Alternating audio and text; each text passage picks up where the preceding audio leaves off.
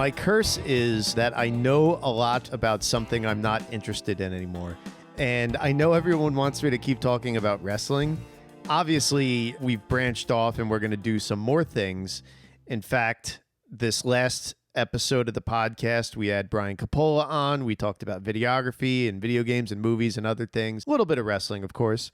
And we will be talking a lot more about different things in the future, but that's the purpose of these mini episodes. So you and I can fill in the gaps, so to speak, of the last few years, because people keep writing the Wrestling Roundtable YouTube and Facebook and Twitter and say they missed the show. I appreciate that.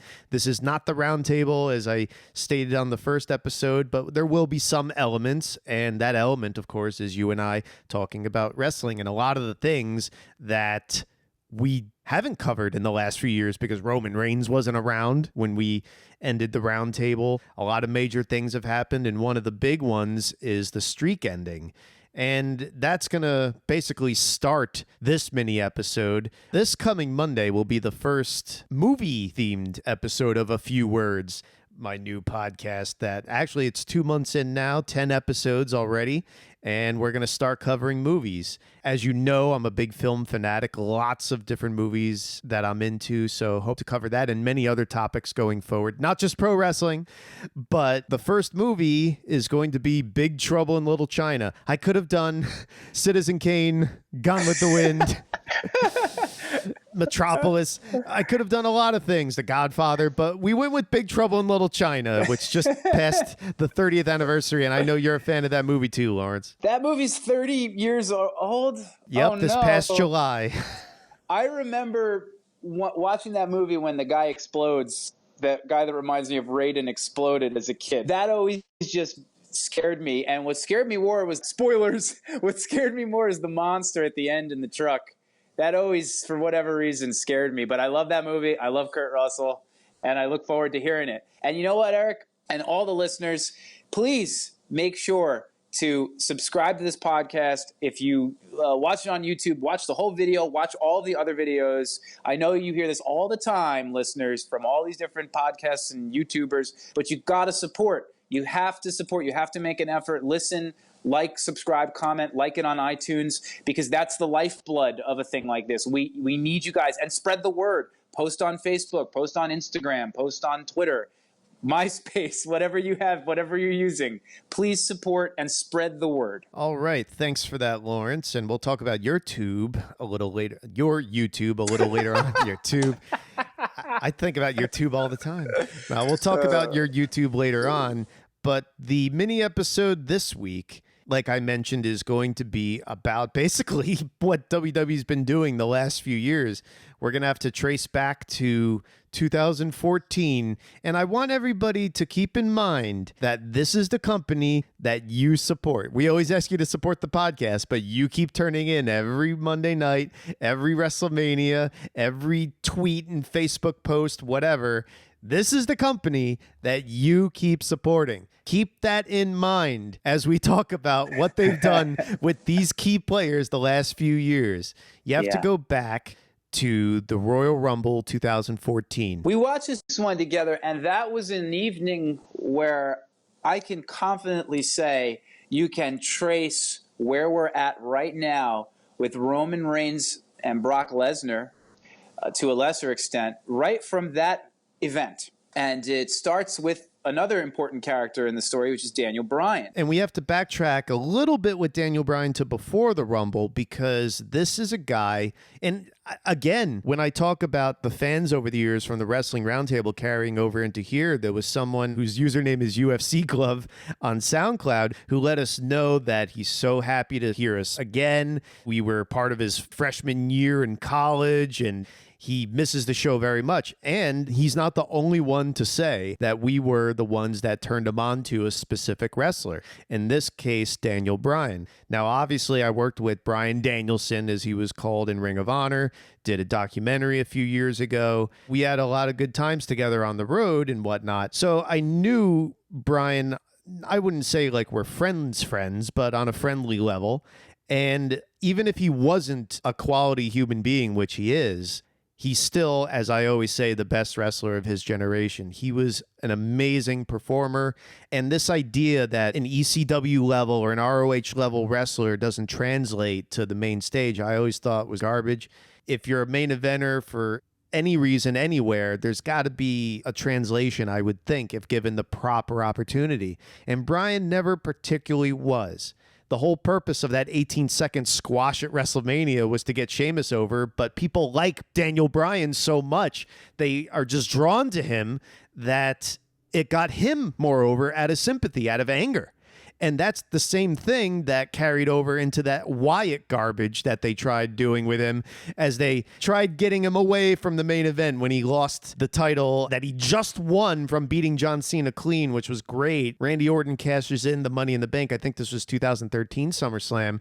And they try to not make it so obvious that they're trying to push him aside from the main event by having him challenge and lose again at 2 more pay-per-views and whatnot. Because if they just threw him right back to the mid-card like they wanted to, then it'd be too obvious. And then they tried putting him in the Wyatts. It was clearly trying to get him away from the main event. And the one time that the fans have stood up for something, he got so over, such a reaction, they had to change their plans and get him away from the group and reintroduce him into the main event scene. That being said, he still wasn't put in that Royal Rumble match, and that's a huge reason why it fell flat. Well, you made a very interesting point, which we've said many times on the roundtable, and we're reiterating on a few words, Eric, which is that they don't learn from their mistakes. And you pointed out these 2 examples of Bray Wyatt and Sheamus both being, or rather Daniel Bryan being used to put over these stars who are real stars, who are main eventers, and both times it backfired and he ended up benefiting and becoming the bigger star. In fact, if you look at that SummerSlam win that he had over Cena, that angle wasn't designed to get Daniel Bryan over as the top babyface. It was designed to get Triple H and the Authority over as the top heels, which it did, but it only did that because the people like the story of Daniel Bryan rebelling against the heel authority figures. So once again, it shows that they just don't learn from their mistakes. Now let's take that Royal Rumble as the classic example of WWE poor decision-making, lack of foresight, and inability to understand their audience. You started off by noting the fact that he wasn't in that Rumble match, even though the only thing those fans wanted that year was to see Daniel Bryan finally overcome the Authority. They didn't want to see the Big Show overcome the Authority, even though they tried to even give the yes chant to the Big Show when he feuded with Orton that fall. They didn't want to see Batista, for sure, and we'll talk about that. And they certainly were well done with John Cena. They wanted to see Daniel Bryan in that Rumble match overcome the odds. And they put Batista in an impossible situation because, let's lay out the storyline. A guy who leaves the company as a heel, a top heel, to go to Hollywood and make movies, comes back when nobody was asking for it. And I like Batista, but nobody was really looking for Batista to come back at WrestleMania 30 for a big comeback match. And they have him win the Royal Rumble. When they have a guy on the roster who's healthy, I mean, we know in hindsight he wasn't as healthy as we would have hoped, unfortunately. But they have a guy, the underdog, that they can tell this perfect story with, have him win the Rumble, go to WrestleMania, win the title. And what do they decide to do? Have the movie star win. But here's the interesting thing, Eric, that relates to this episode. That night, when Bryan wasn't in that match, there was a small, glimmering, shining light of hope for the fans. This new guy, Roman Reigns, who was a heel at the time or was on the verge of turning face with the Shield. There had been rumblings, no pun intended, and rumors that Roman Reigns was the next guy that they were going to push.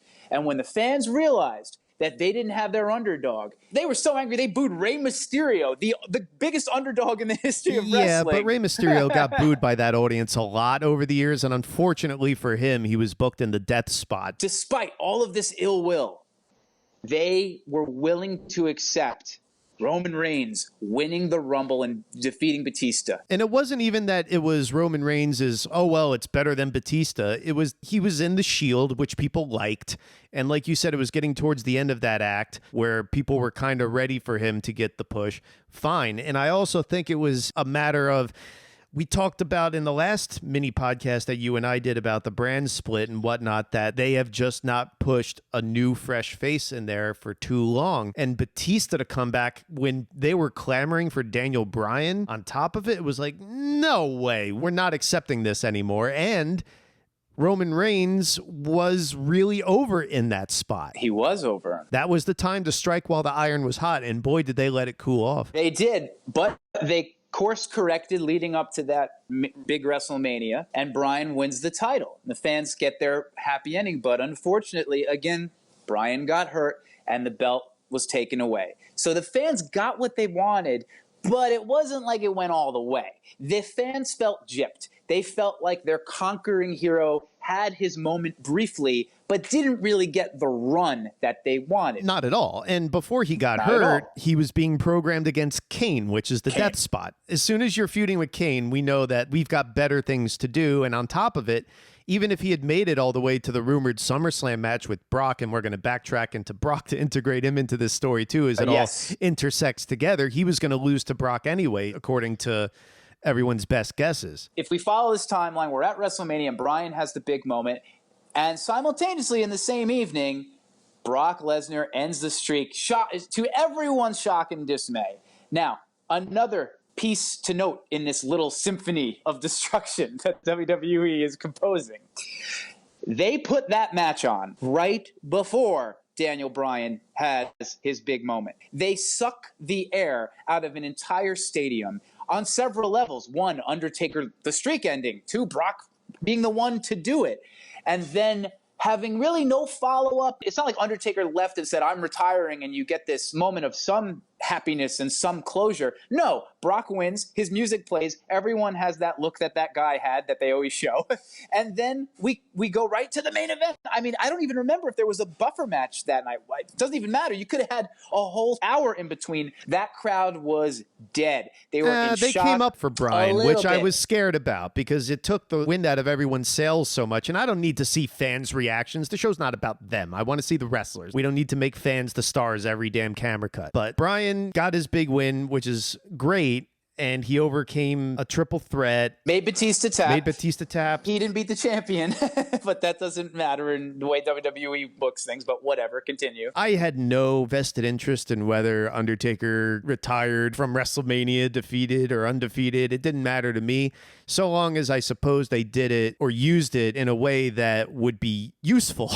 Long-term thinking. Exactly. And especially coming out of nowhere like it did, everyone kicks out of everyone's finisher. So when Brock hit the F5, no one was really thinking that would actually be it.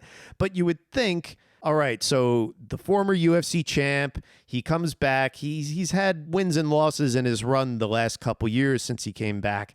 But now this is going to be the mega push. And he ended up, of course, squashing John Cena in the main event of that SummerSlam, which is something I'd never seen them do, put over someone that strong. So if he's going to be the guy who ends the streak, elusive WWE champion who's not there every week, which I think is actually a great thing compared to what they've done in the past, where the champ's there too much, frankly. It should be a feat to even get a title shot at this monster. So he's got a lot of rub to give. And then things went haywire because then Roman Reigns got hurt. So that killed his momentum because basically they were trying to Luger him. And I say this all the time when I post it on the Wrestling Roundtable Facebook group and Twitter and whatever. They're doing the same thing with Roman Reigns that they did with Luger. They're trying to delay his title win to the big show, WrestleMania. And in doing so, cooled him off and made him look like a chump so much. I knew when he was like wrestling Randy Orton at SummerSlam, people are going to get bored with him by the time WrestleMania comes around. And that's exactly what happened, regardless of his terrible suffering succotash lines that they were giving him. Right. This is correct. And one of the things, two things I want to backtrack